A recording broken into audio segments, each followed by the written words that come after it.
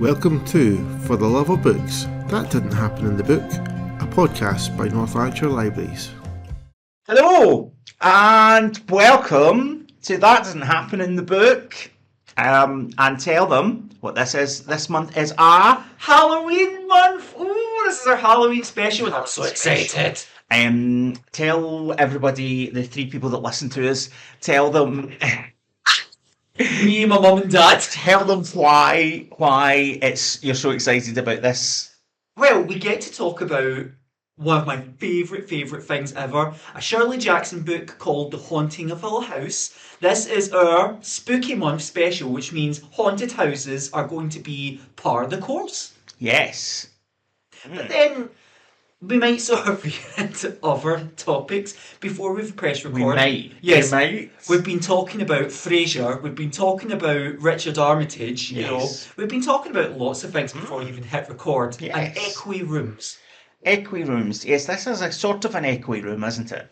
Yes. But it was the alternative was this equi room or a room where you can hear people shouting outside and the bing bongs of the shopping centre. The bing bongs. Well, you know, the bing bongs. Because, Yes. the owner of car C53. And you don't, that, you know. And the owner of the car, get out. We don't want it. So, yes, we're in a slightly equi room, but, you know, it's fine. Except It's fine. it isn't a haunted room. It is, well, Well, Cumbernauld Library. So this is that we know of. When I was a child, and I used to come up here as a child before I got a job here, you know, working part-time, I heard about the ghost of Cumbernauld Library. The Phantom of Cumbernauld Library, we called him, which makes him sound like a Scooby-Doo ghost. And my friend said that basically he was a customer who tried to get a book out and he climbed to the top shelf because Scottish people were quite small back then, my friend said to me. And when he climbed to the top shelf, he fell and the book fell as well and broke his neck. And he's condemned to walk around the library looking for his book on the top shelf. As an adult, though, I can see how that makes no sense. But urban legends as children, you know, it doesn't need to make sense. It just needs to spook people out, you know. Yes. Have you seen the ghost? I also heard Have about I seen the ghost? the asbestos ghost. No, I heard I about know. there's an asbestos ghost as well. It's an interesting thing because obviously I enjoy horror films Yes. and spooky things and things like that. But I do not believe in ghosts. So, you know, there's a dichotomy there. I You guess. know as well as I do, I don't really watch horrors, I don't read horrors until October. And Yes. then everything stops and I Yes. get out the horror books, I get out the horror films, and every night I watch something spooky. And Yes. we've got, just to let the listeners realise, we have a WhatsApp group. And basically I just constantly throw them Halloween things, you know, for the whole month. Even the people who have me on mute, Andrew, don't realise that I'm sending them songs every day as well as part of their Halloween playlist. No, I do see them. Oh, do you? Huh. I just assumed I do you have you on mute. I have to actually go in. I have to go in and look at them. They don't come up on my phone. But because it's harassment. I No, get it's- that. It's a little bit. It's total harassment. But it's just part of the fun for me. And one year, so this is to put in context. I'm a big Shirley Jackson fan. I love how she. Oh, I love the fact that you're getting us back on topic. But no, because we hadn't bothered it's so far. all connected. I'm a big Shirley Jackson fan. I've always been a big Shirley Jackson fan. I love the way she wrote. How can I describe it? The American neurosis or neuroses of housewives and women, and all of her books feature women in the grip of mania. You know, I call it women on the verge of something. And my favourite Shirley Jackson book isn't actually Haunting of Hill House. My favourite Shirley Jackson book is We Have Always Lived in the Castle. But in October, it has to be The Haunting of Hill House. Or The Haunting, if you've Yes. watched the film. Uh-huh. So, so this month's book/film is The Haunting of Hill House, aka The Haunting. Now, I will explain to people the conversation that we had off air, where I was coming in for this. You know, I haven't read the book, but since Kirky's a big fan of the book, Yes. that's fine. And I thought, well, that's fine because I've seen the films, because they did an old black and white film and then they did a remake in the sort of late 90s. So I probably. watched the black and white film again with Claire, Yeah. who's our friend, a few nights ago, and she loved it. So I had a Gander. You know, I had a thing in my head that I hadn't seen the black and white film for years and years and years and years. But I had seen the colour, the remake, and I had seen the Netflix TV series that it was very loosely, Which I haven't seen. very loosely based on the book. However, when I rewatched the black and white film of The Haunting recently, I was a bit confused because it didn't seem to have any relevance to the TV series, which I had watched, or the remake of the film, which I remember seeing years ago. I mean, the remake barely had any relevance. Except it turns out that the reason that it didn't bear any relevance is because I was watching the wrong things.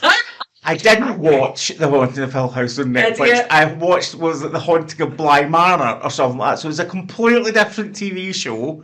And I thought that the remake of the film was Famke Janssen in it, off of the X-Men. And then I realised that no, that was The House on Haunted Hill, which is a completely different film and is not based on the book at all. It's a William Castle classic. So, William Castle classic. Yeah. Turns out that I have no actual previous experience of The Haunting prior to this. You're going to explain to me. So, The Haunting of Bly Manor. Yes. They did. I know that Netflix did The Haunting of Hill House as a TV show. Yep.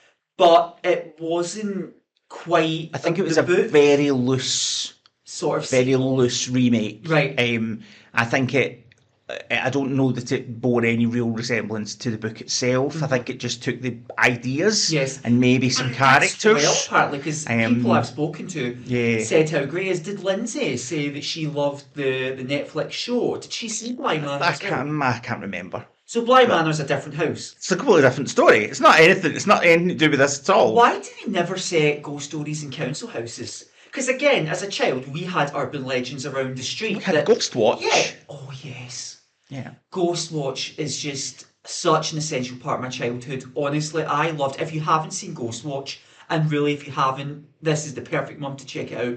Yes. Get it on Blu-ray. Get it on Amazon. I mean, it's a bit creaky now. It doesn't necessarily hold up. Technologically, because it's what, 90s, early 90s, 93, something like that. Don't you feel that 90s television has dated worse than 60s television? Oh, yeah. Think about it. Yeah. Because at least 60s television is black and white and it dates less than that sort of weird, overdone colour.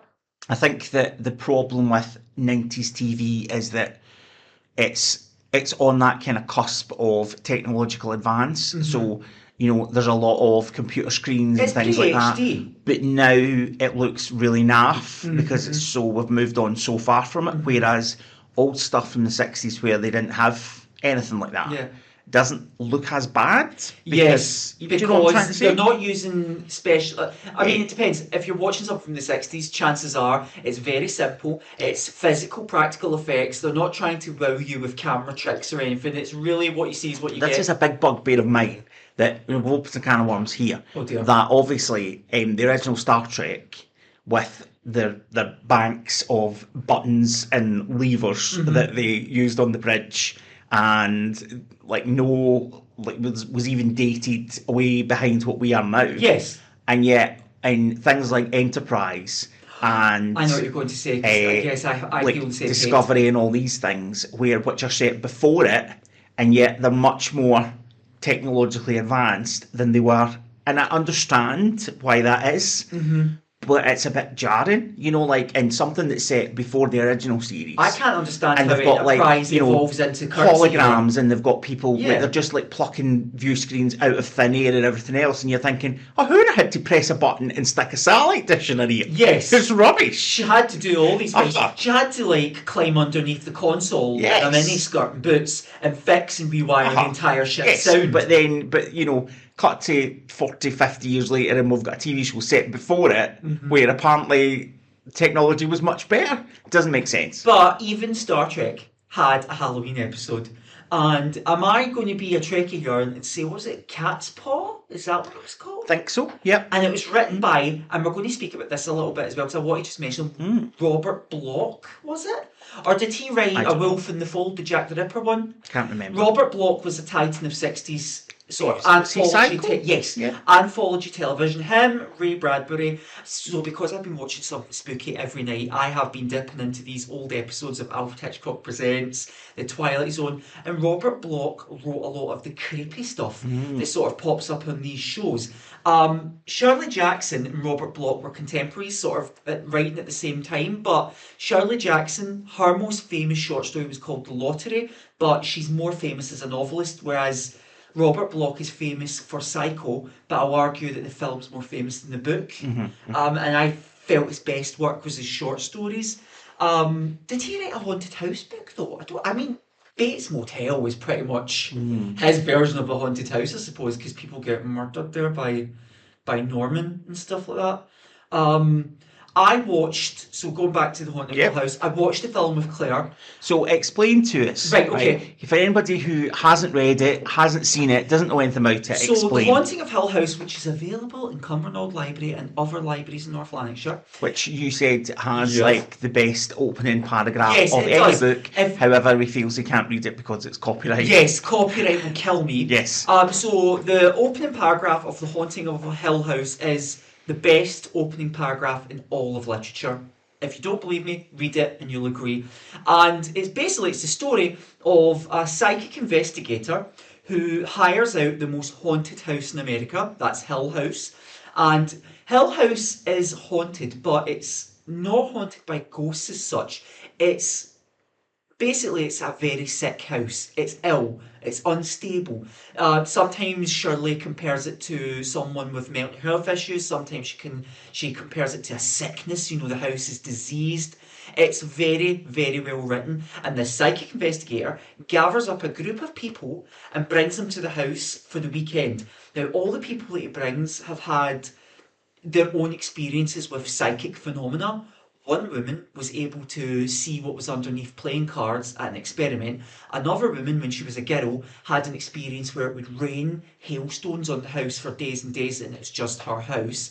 So there's a group of them there, and he hopes to provoke the ghosts, the spirits, into movement so he can record the details and write an essay and become a Nobel winner. However, it all goes wrong. And things happen. I won't go into it too much because you might want to read the book or watch the film. The original 60s film is a classic. It's very much like the book. I can't say there's any changes, but what I appreciate most about the film, opposed to the terrible remake, which came, did you say the 90s? It was about 99. Yes. The difference is so stark. The book and the film, there's no violence. You don't see a ghost. Everything is suggested. It's creepy sounds. It's a door moving by itself. You can see a door bulge and its handle turning. It's the suggestion of terror that is even more frightening, because I feel that horror is more frightening when it strikes invisibly. Whereas the remake, which I watched, So I did start to watch it, Oh and my Lord. didn't watch it all, but because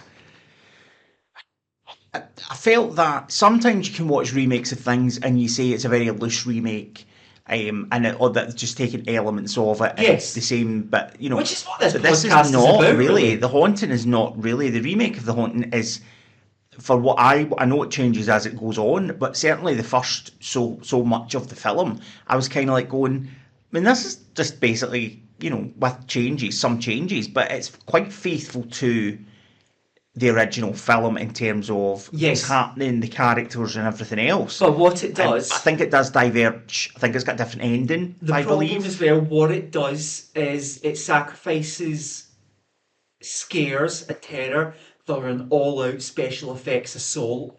It's an urban legend, another urban legend, folks, that Steven Spielberg, during a viewing of the film, apparently stood up in the middle of the audience and started laughing about how bad the film was and saying that he would never watch this Was again. this the remake? Yes. Right. Apparently he stood up, pointed at the screen. Now, I could be making this part up. Now, No, he was involved with it, certainly to start with. apparently he hates It was supposed to be that the remake was meant to be a kind of collaboration between him and Stephen King. Stephen King was supposed to write the basically the Never script. I was right. reading this the other Because day. Stephen King's a big fan of this. And then they had, I think there was differences and there was, disagreements on how the way that it was going to go and all the rest of it.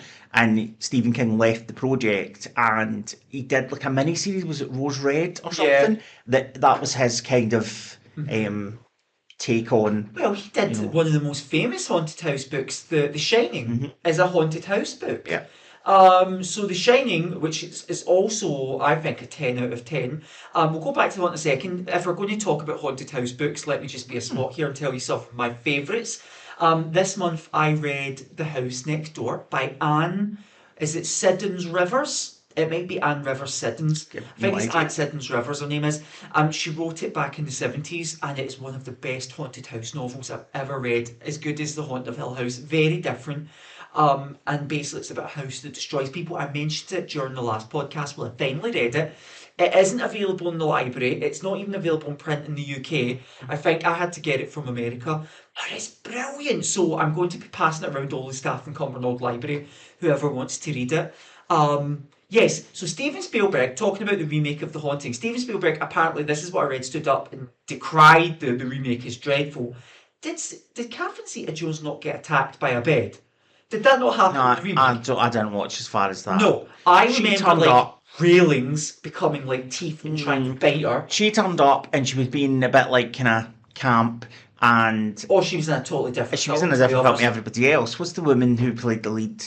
Lily something. Oh God, You know who I mean? Yes. And I just felt, so I think I got as far as the bit where the two women kind of experience stuff during the night. Yes. Which happens in both films. Which in the book is chilling. And then I was like, I'm not feeling this. No. But yeah, not different enough, but not similar enough. Not scary, not chilling, not creepy. Even with the lights off and the orange candles on, it's just a rubbish special effects laden, mess. Completely awful.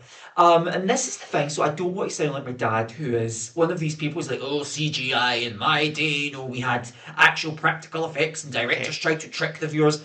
But sometimes special effects are not going to improve a film. No, what I would say about the 60s version of The Haunting was that I felt it's very talky, and I found it a bit verbose. So certainly the first half of it quite plodding, because it's just lots of scenes of, and I can't even remember her name now, the woman. Yes. She was Lily Mae in Knots Landing. Yes. She never knew she was Val Ewan's mum.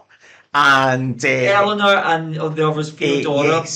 Yes. So she, there was lots of like internal monologue. Yeah. There was lots of her saying, "Oh, and I don't know what I'm going to do. I never want to leave this house." There was all that kind of stuff, and I thought, "Oh, gee, she's really getting on my nerves." But then when you adapt a novel into a film, some books are so difficult to adapt because a lot of it is internal. Like Stephen King books. How is the book told through? Is it like told in the third person? Yes. Is it told through somebody telling the story, or no, it's all the different people telling their story. I would still say it's mostly Eleanor's story, because she becomes more and more fixated on the house. Yes. Well, the freedom she has going to meet these new people after having to look after her mother for years. Yeah. So about that. Yes. I was a bit confused, and I think my attention was only half there at the beginning. Right. I admit, but so her mum died. Yes. Did she not have a horrible family? Yes. She had a horrible family in the remake, and I was thinking, I'm sure she had a horrible family in the black and white one. Basically, her sister is married, and they lord it over her, and she pays for a lot of things, but she can't get any use of it because, her sister has her husband and child. But eventually, when she's talking about her life to, I think it was Theodora, whatever her name is, I'm sure she says, I have nobody, I have nothing, I have no family, I have nothing. I thought, should have seen them. Yes. But obviously they're not very nice people. Theodora doesn't know her, so when Eleanor arrives, she uses it as a chance to sort of reinvent herself. Yeah. In a sense, something as well that the film did in the book, Theodora is a lesbian. this is the thing, it's hinted, but she's in the film, it's very, very clear, and it's such a good portrayal as well. I can't remember if Catherine Zeta-Jones, I think it's more overt. I really don't remember. Catherine Zeta-Jones comes in, and in one of her first scenes, she said something like, Yes. yes, I decided, I can't even remember what the dialogue is. It's let's say this is what she says, Surely right? didn't write This is it. what she says, something like, I wanted to come here, but my boyfriend didn't like the idea, and my girlfriend wasn't too keen either. It's something like that. I Something seem to stupid. remember, like, and this is us doing a very deep dive, a Diana from V moment where she shakes Christine's hand for the first time, and it's like she stares at her.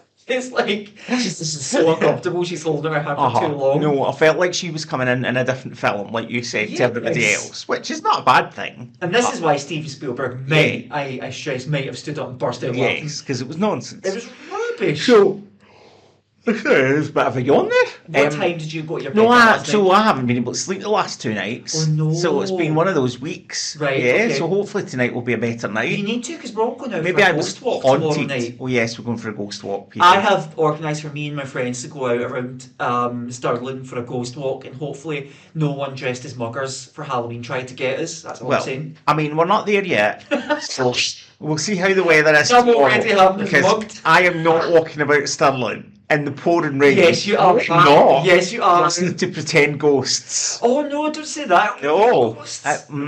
Yeah. Do you think someone will jump out wearing a sheet? See if they do. I can't be dealing with that. I can't be dealing with people leaping out at you and touching you. No. No, get off me. No. So let's hope not. But yeah, so what makes The Haunting of Hill House, the book, what makes it so good? Tell us. Well, first it's, of course, the writing. As I've said, the opening paragraph is the best opening paragraph in all of literature, but it's also quite an easy book to read. It's very sort of unshowy and subtle in how it builds up the scares. There is one moment, which I won't go into totally, but you touched on it, where Eleanor and Theodora are in the same room, in the same bed, and they're holding hands, and something happens the next morning, and it's a realisation, something extremely creepy. And when that happens in the book, it hits you like Is it's that the raining. bit where she thinks somebody's holding her hands? Yes, No, and is it that a hits, different yes, bit? no, it's the same bit, and it hits. Yes. Yes, it hit me like it was raining hammers. I was like, oh my goodness. But I just loved it. I just loved the writing and how it smothers the reader. And Shirley Jackson is a literary writer, but she's the kind of literary writer who makes it so easy that you can read it as you would a commercial fiction book. That's her skill. That's why it's the best. Now, The Shining and The House Next Door, also two top tier haunted house books. What else can I think of? There's Richard Matheson's Hell House. They're all good. They're all excellent. They're all like 10 out of 10s. But The Haunting of Hill House will always be the one that you go back to. Yes, because it has atmosphere and because of the film as well. The film is a really good, not remake, but adaptation of the book, whereas the remake isn't. Yeah. Now, you mentioned earlier The House in Haunted Hill. Yes. So William Castle, I watched The House in Haunted Hill. The old one or the new one? No, the old one. Yeah. I love William Castle. So last year during Halloween, when we all watched our Halloween films at my friend Claire's house, we watched Homicidal, which is a William Castle film. You remember Homicidal? Yes. I do. The facial expressions. Yes, so William Castle threw gimmicks into his films. He was an old-fashioned schlockmeister. Was House in Haunted Hill, what was the one where people get their legs tickled and things underneath The the chairs? Tingler. Right. The House in Haunted yeah. Hill, I think, was that in, what did he film that in? Something called Terror Vision or whatever. And he dropped a skeleton That's from the ceiling right, of the yeah, cinema, yeah. and the skeleton flew around while Yeah. people screamed. So I watched The House in Haunted Hill, and then I watched the Elvira version, which was on Shudder. Elvira was basically commenting, doing a commentary. Elvira, we just adore you, Elvira. And at one point, she actually appears in the film. It was so much fun. I watched the remake.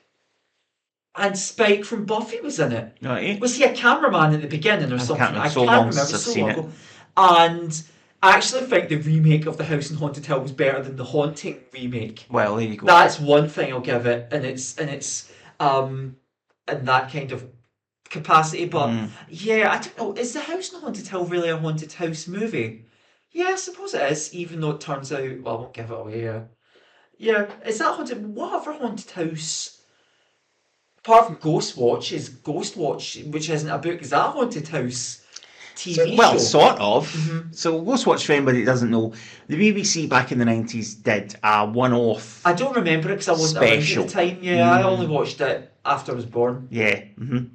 I'm treating that with the contempt it deserves, because it's a lie. It's a lie. I was there too. He was about 25 back then. Yes. So Ghostwatch was conceived as a drama. It was a drama. Yes. But it was originally going to be marketed as if it was real life. So it was going to be that sort of Orson Welles War of the Worlds type thing. Which is why they cast Michael Parkinson. Yeah, so they tried to make it as, I say, realistic in inverted commas as they could. So they got Michael Parkinson as the presenter. They had Sarah Greene and her husband in it playing reporters.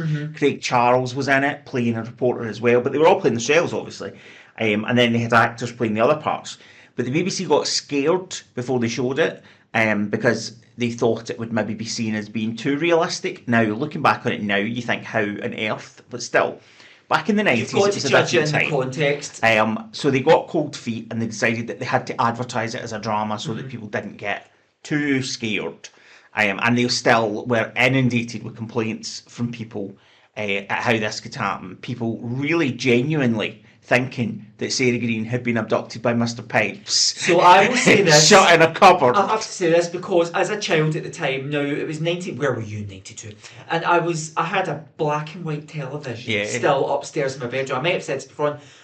I watched Ghostwatch and honestly it was the creepiest, most frightening experience and I loved it. It was only at the end when the credits went up and it told you, script by Stephen Volk. I knew it was... And they did advertise it as a screen one, and it did begin with a kind of, like, whatever the ident was for the drama strand. But obviously, if you tuned in 2 minutes into it, you missed all that. But Andrew, I think as well, because they had the phone number pop up on the BBC, it was made as if it was realistic. You could never have guessed that was a drama. It was really a kind of drama version of what we ended up with Most Haunted, with Ed Fielding and Derek Acora. Now, Derek Acora is an icon. Derek Acora is an icon. So I'm actually going to be watching all the episodes of Most Haunted tonight. My favourite Most Haunted was Most Haunted Live, when they went to a castle, and I loved that every time Derek Acora... Is he still alive? I think he's dead now.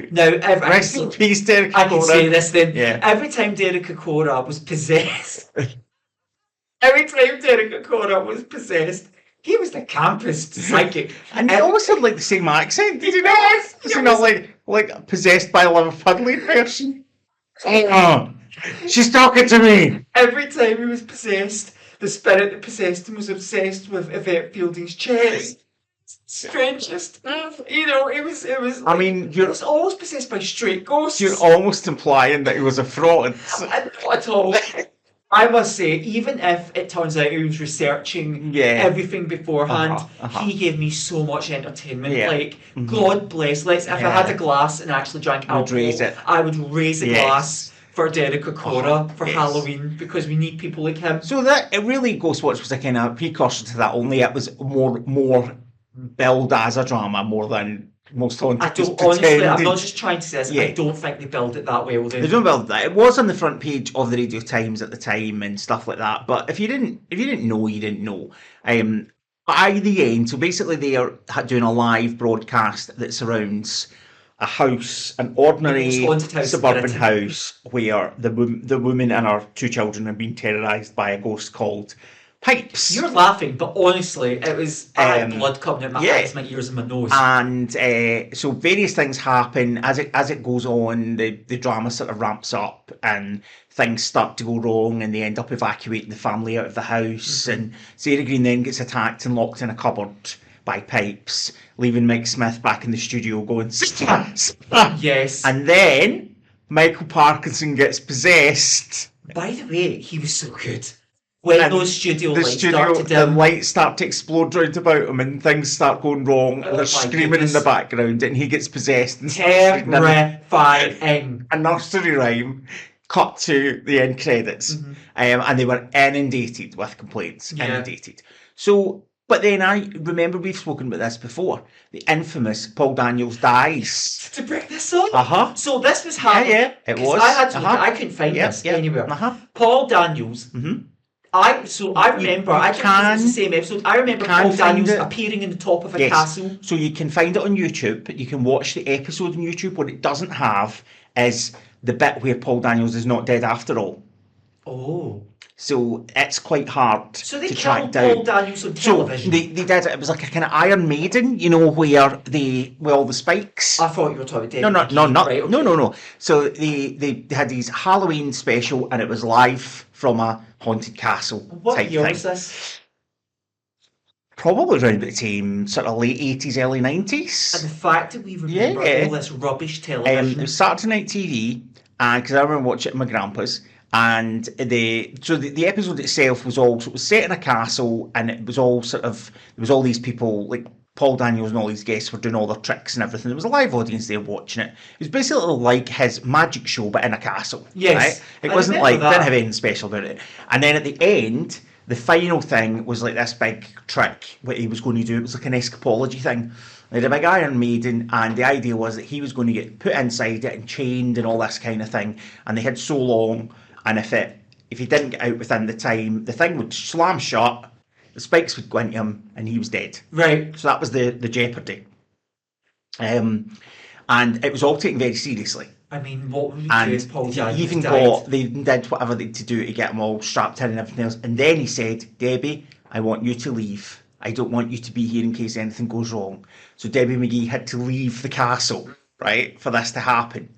And he went into the thing, they did it all, the audience were all watching, and he didn't get out in time, slammed So shut. he sent his wife away, but he Sent it kept away. the audience I to get see the all audience. the bloodshed. He said, I don't want you here in case anything goes wrong, Debbie. And she had to leave, right? Went into the thing, didn't get out, the thing slammed shut, and a voice came over the tannoy telling the audience to please leave the castle. Right?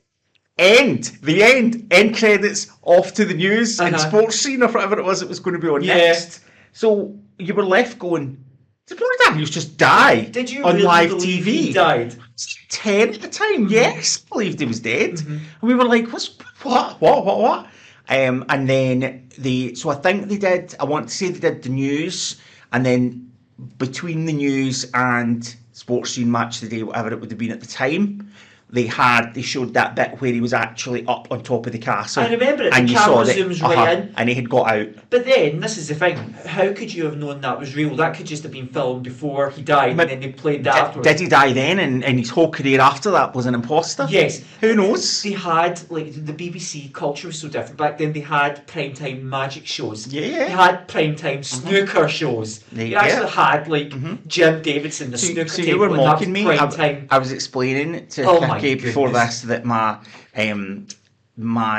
all my like recorded TV and stuff like that I've downloaded. Andrew's a and connoisseur of old television. old shall we say. television and finding it from different places, and getting and even like DVDs that I've got and putting them onto. He has a TV time scrapbook. Yes. So anyway, I've got a hard drive with all this all tacked on it. And something went wrong with it this week, and I was quite distressed and I had to pay to get a program and try and recover all the information. Yes. And your was like, oh, it was on it, and I was like, old episodes of 321. Oh my god. Take the high road. Yeah. So that was my childhood. Did Take the High Road have a Halloween special? Yes. Well, no. Yes and no. So they had a 2-part Millennium special. Right? All right. So it wasn't on Halloween. Right. It wasn't a Halloween special as such, but but for the year 2000, they did a 2-part Millennium special called Mr. Brune, and it was like I can't remember if it was 2 half hours. It might even have been 2 hours. I don't remember, right? But it was like completely like they'd had specials before. They had a special back in the 80s. It was like High Road to Hogmanay, and it was out with the normal continuity. What about High Road to Hell? Well, it was out right with the normal continuity, but that one was all just about everybody going to like the Lady Laird's house for a Hogmanay party and about what happened to them on the way. But it didn't have any of the normal storylines in it. It was a sort of standalone.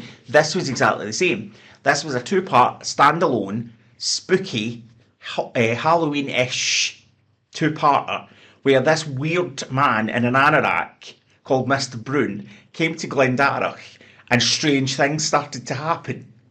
Isabel Blair started hearing the voice of her dead son Jimmy. Oh my goodness. And they ended up, there was a really, in the second episode, so I want to say, did people get possessed? Possibly.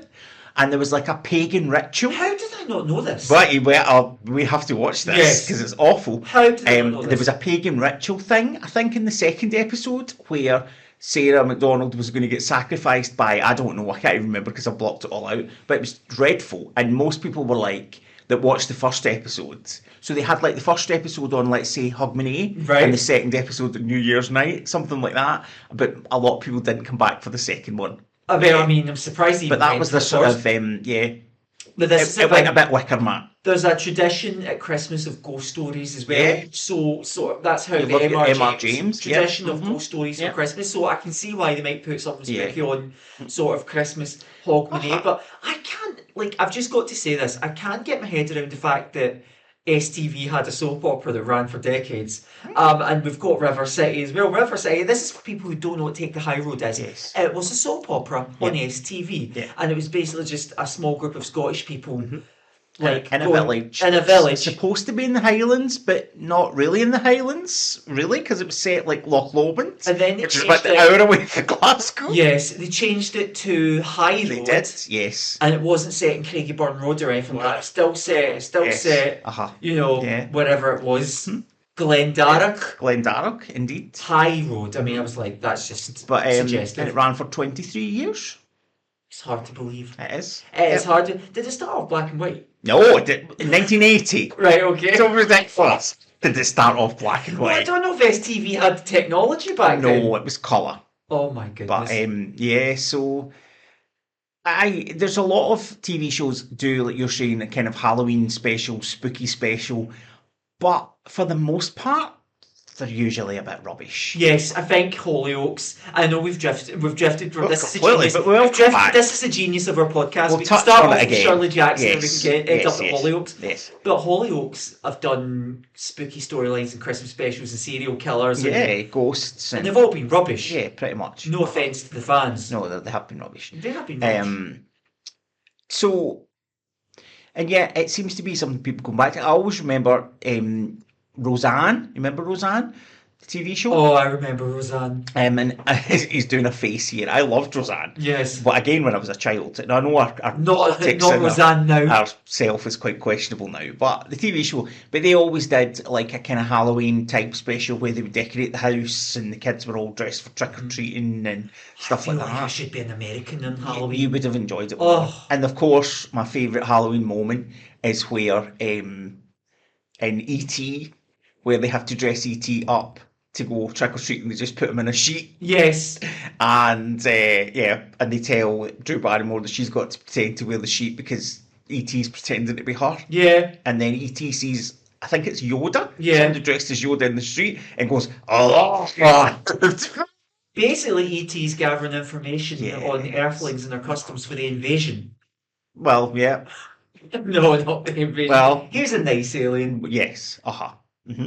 I never really... So one of my friends, I'm going to name him, shame him, Malcolm, if you're listening, he actually told me his great childhood fear was E.T. He says he used to have nightmares about that glowing finger trying to grab him, like touch him, and one time he woke up and his dad had very thoughtfully put an E.T. poster up in his wall at the bottom of the bed. That's like child abuse. Yes. That's awful. It's like, imagine waking up seeing the thing you fear the most. It's like the Lost Boys when they keep stuffing like horrible dead animals in that boy's cupboard. He was quite cute. I'll be right here. That is not how E.T. says. That is like E.T. It's like munchies. It's like gremlins. Not E.T. I'll be right here. I dare you to phone someone up and do the E.T. voice and put the phone down. Yes. But no, my friend at high school, we will go back to Haunting House just to wrap it up. My friend at high school, his childhood fear was Wuzzle Gummidge. Oh, I Do you remember it. Wurzel Gummidge? Because he used to take his head off. Yeah, one of my favourite Doctor Who's, but Yes. not the Scarecrow. Somebody, Oh, I heard a thing on the radio recently where somebody was talking about meeting John Pertwee, and asked for an autograph. And now I can't remember. There was a Wurzel Gummidge connection. I don't know if it was when he was filming Wurzel Gummidge or something like that, but they must have said to him as a child, could they have an autograph? And he said, I don't have my signing head on. And I loved that John Perkins was dressed in the most fabulous outfits. He would just turn up in a smoking jacket and a bow tie and a cape.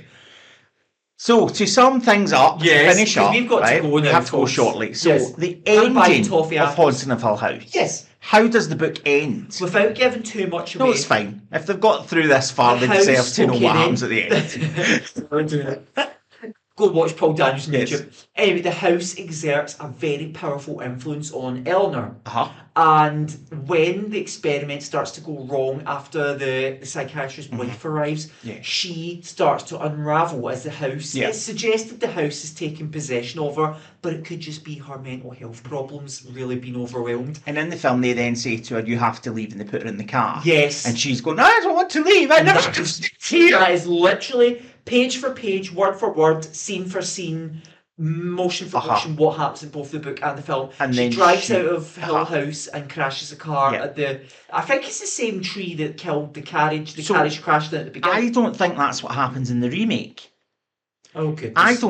I don't think she crashes her car in the remake. I'm not sure. Let me guess, the car starts to float and explode, no, ghosts I fly don't out, think CGI ghosts. Think Paul Daniels then appears and laughs and disappears. think that as it diverges and it's different. I think I read that the Russ Tamblyn character, who by the way that took me half the film to realise that was Dr. Jacoby. Really? Yes, Twin from Twin Peaks, Peaks, folks. right? The Russ Tamblyn character, who's Luke Wilson in the remake. Yes. Or was it Owen Wilson? Luke Wilson? Blonde one? The Wilson. Whatever one it is. I think he dies horribly Right. in the remake, which he doesn't in the original. No, they have to kill And people off to then make I it more think thrilling. Eleanor dies. She still dies, but I don't think they have the car crash. I'd have to check. But I'm pretty sure this speaks that to was me the main thing they about changed. remakes in general, Andrew, Uh-huh. because modern day audiences, if you remake something, let's take another horror classic, The Thing. Yeah. They remade what was a remake, John Carpenter's The Thing. Yeah. It was a prequel, requel, or whatever you want to call it, and they couldn't just build up the tension and have a few scary moments. They had to throw everything at the camera. I'm talking people exploding, turning into CGI creatures. It's too much now. It's too much. The remake of The Haunting, they've got people being killed who weren't killed in the original film, who weren't killed in the book. Yeah. I think there's a fear that modern audiences, unless you're giving them death, blood, guts, and gore every few minutes, every third or fourth scene, they're just not going to respond to it. You said earlier that you felt the film was too talking, verbose. The original, Yes. not as it went on, but the first half of it, because it was a lot of, Julie Yeah, Harris's inner character, dialogue. inner But dialogue. I will argue that most horror films from the 60s and 70s are like that. Yeah. When we first watched Suspiria, so basically during one of our Halloween Yeah. nights, folks, I let Andrew and my other friends watch Suspiria for the first time. I warned you Now, that... I just want to point out, we don't get to pick what we watch. No, it's a surprise. They don't know in the It's night. all from the mind of Kirkland. This is why either goes brilliantly well or badly wrong. Or it's Attack of the Killer Clowns. Oh my goodness, I'm so sorry. Anyway, moving on. So I warned them, I said, watching Suspiria for the first time, I said it is very slow, it is very impactful and purposeful, but it might read as boring. You might not like some of it, and then the last 15 minutes it explodes. It's a film. Yes, and I think Halloween was the same. Actually, when I watched Halloween with Claire at the cinema, the first hour, actually, you could say it drags. It just builds up so slowly. People couldn't watch that now. They just can't watch it don't now have the because attention it's span. too slow. Yeah. It's too, and that's what The Haunting is. The Haunting is very slow and very deliberate. A remake now, if they made that film again, or remade the film tomorrow, a remake of a remake of a remake, it would be totally different. You'd have ghosts flying out the walls, you'd have people being thrown around, you'd have heads exploding. Derek Akura would be getting possessed every few seconds. You know, they just don't want to see anything that's a bit slower, which I understand. No, and that's what we're talking about all those is it Mike White that does all those Netflix haunted thing series. And we were talking about the Fall of the House of Usher. All right. Which they made recently. And it was all right. But like, it's nice. It's nice. I like the way that, as we were saying, the horrible family and somebody dies in a horrible way in every episode. It's like one of these kind of Yeah. old-fashioned "who's going to go next" Yeah. type things. But my friend was like, "Oh, I was going to watch this." And I thought, oh no, she watched the first episode. Vicky watched the first episode and then went, oh, Andrew, I've watched the first episode of that. It's not what I thought. I said, what did you think it was going to be? She said, I thought it was going to be like Succession or a family drama. Wait, the House of Usher?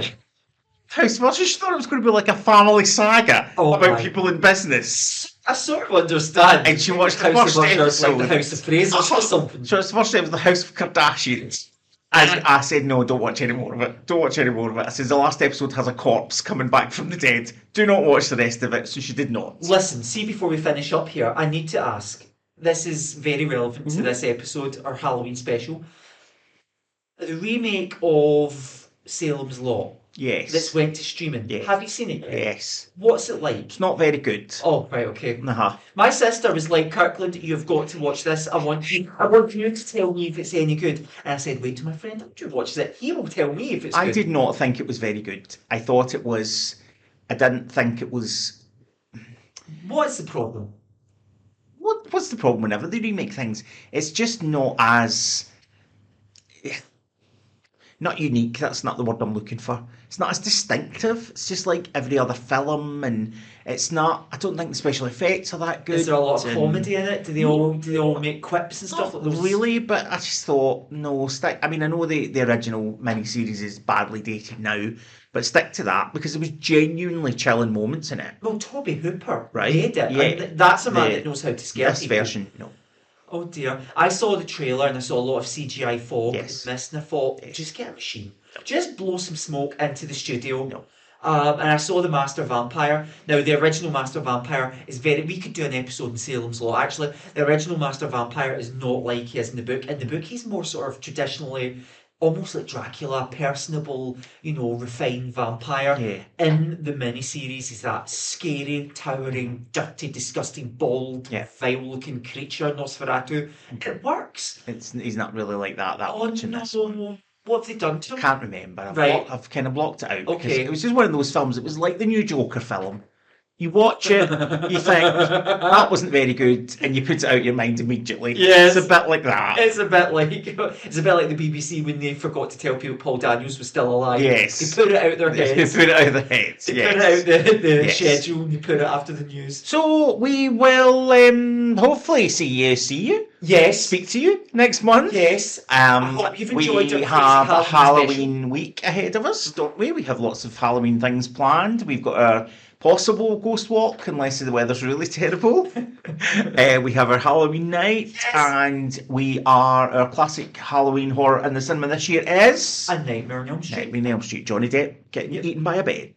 Do you know, I don't even think about it. The best scene in that whole film for me is when Nancy becomes like a serial killer and turns her house into like the Hammer House of Horror, beats Freddy up. I think because I've never seen it on the big screen. That's I've what seen makes it it loads, interesting. and I think that's what makes it interesting. I said that earlier. Me and Claire went to cinema to see Halloween one year, Yeah. and it took on. It was made for the big screen. Yeah. I'd only seen it on television, Yeah. and it just gave it a whole new dimension. It was brilliant. So, Haunting of Hill House, 10 out of 10. read the book, Yes. watch the original, Get the book out your local library. if don't you can. bother with the remake. That's what basically we're saying. And don't waste your time in Bly Manor if you're thinking it's series. Don't read the book and then watch Bly Manor once. Oh, Kirkland! The TV series is very different to the book. It's like, yes, it's a totally different thing. Yes. So we will be back in November, Yes. and then possibly a Christmassy type special. It's not Kirky's favourite time of year. Like, what Christmas We could- book could we read this? I don't know. That's made into a film. We'll come up with something. John Grisham, The Christmas Train. Oh my, is that a film? Yeah. A Christmas train? Yeah. It's a cartoon, surely. Well, it's The Christmas Train. Is like It's a live action, one of these terrible Hallmark soppy Oh films. right, I thought it was in a court and the Christmas company. was The suing other or something. one that I know is definitely based on a book, which is one of my favourite sort of, even though it's a terrible film, really, is Christmas with the Cranks. You know, the Tim Allen, Jamie Lee Curtis. book is that based on? It's based on John Grisham's Skipping Christmas. Oh, is it? It's based on a book. And you've just said they're rubbish, so maybe there's a theme developing. There may well be, but we will find one. Yes. And we'll come up with something for next month that hopefully will be more on topic, but there's no guarantee. No. Really. Would you like to say anything else? Yes, check out our website and emails if you've got any comments to make. That didn't happen in the book.com. Yeah. And maybe I have put my musical blog up, so if you would like to see me in horrific pictures with my face superimposed on Annie, Maria from The Sound of Music, and Elphaba from Wicked, then check us out We all on the laugh. website. We thought it was fun. And we'll see you soon. Till Bye, then. folks. Bye.